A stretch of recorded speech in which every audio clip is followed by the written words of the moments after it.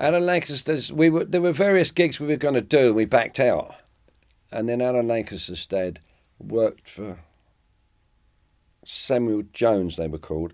I think it was something to do with metalworking and stuff like that. And they had a sports ground in Dulwich, which is still there. It's a lovely little place.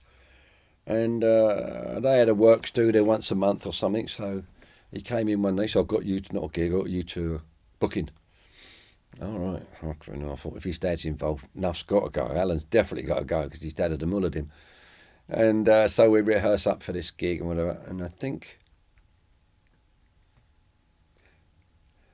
I don't remember how we got there. I think maybe my dad's ice cream van. It was another one. We do all this gear in an ice cream van. You get busted all the time.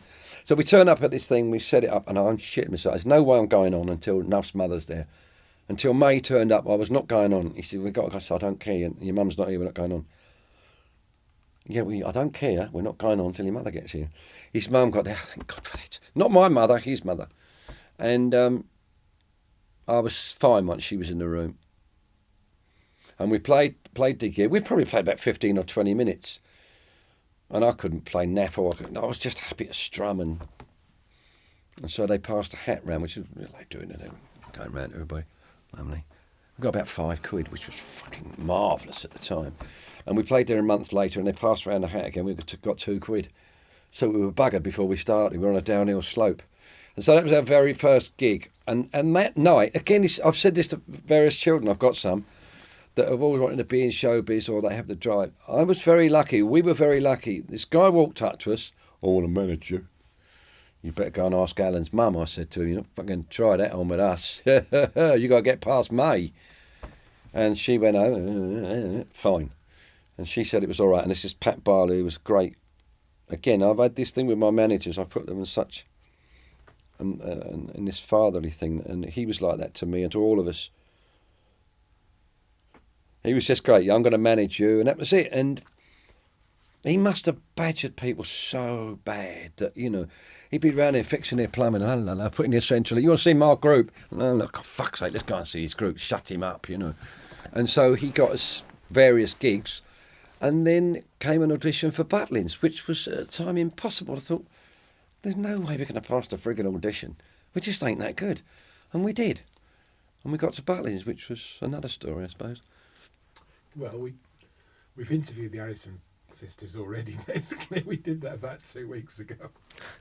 I can't tell you those stories on camera. Sorry, girls. They were great girls. They said, "We know where the bodies are buried, Alan." Yeah, they do. Like they do. That's it. They still dress the same, don't they? Yeah. Great. Yeah, finish each other's sentences. They stopped talking for 2 minutes. I thought I'd gone deaf. It was one of them routines, you know.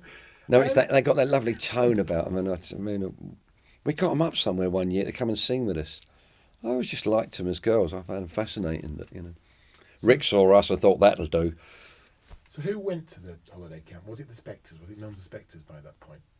The band? Yes, we were the Spectres at that point. And we went there on the 29th of May 1965 because it's my birthday, so I know. And I went down with John Coghlan and I walked in the gates.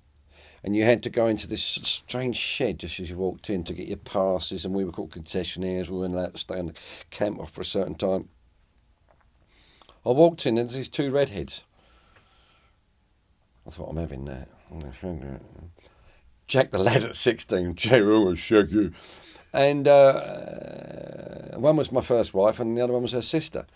And it was just, and then less than a week or 2 weeks later, we're doing a gig, and I always notice this, and it still happens now. If you're sound checking someplace, people walk in. Sorry, camera, I forgot about camera. People walk in with this kind of. I suppose they're okay, you know. But if it's a gig, they're different. So in walks this blonde Jack the Lad, flash little git, with a tight little ass, tricky. And he had that. Everyone always saw him as Flash. He is Flash. We always said Rick's Flash, and Nuff used to say Flash bastard. And he is, but that's Rick, and he's endearing and charming in other ways. But he's Flash. And he walked out with that sort of swanky little shit, or git or something at the time, you know. And we got to know him. He got to know him quite well. He got to know Nuff quite well. But he subsequently said he walked up and saw that and thought, that's what I want to do. And we didn't think that at the time. And we didn't really utilise the time properly at Butlins because we could have practised a lot more, and it is practice there, it's not rehearsing necessarily. And but you did a show from 1 till 3 or something like that in the afternoon, 1:30, something like that in the afternoon, and a show at night.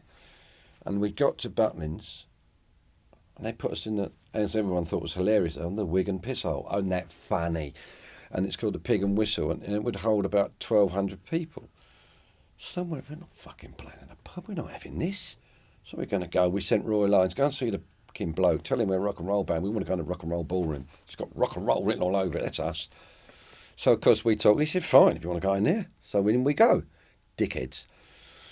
A week or so later, when the season builds up, everyone's in the Pig and Whistle all night, and then they come to the rock and roll ballroom between 11 and 11:15, and we're finished. And you were just used to people walking up these stairs, right at the other end, walk up the stairs like that, and they'd walk along the bank. And they'd walk out, and we think, no, they're not staying. And so we sussed it in the end that most people were coming in at about 11 o'clock. And Roy Lyons, who was quite a bit older than us, just said, wise men say only for... And he did this, and we thought, we're on. Cracked it in. It's the thing you do. Get him quick. No, it's gone. And every night, no matter what happened, he sang that, went to stall, and the rest of it died on its arse. And there was an Irish band next door called the Olympic Five, and they did Do the Hucklebuck. You could not touch anybody that did that song at that time. So we kind of shot ourselves in the foot for image to be in the rock and roll ballroom. It wasn't the place to be. And they made you wear a suit in the frigging afternoon. And but it was good training. Good training.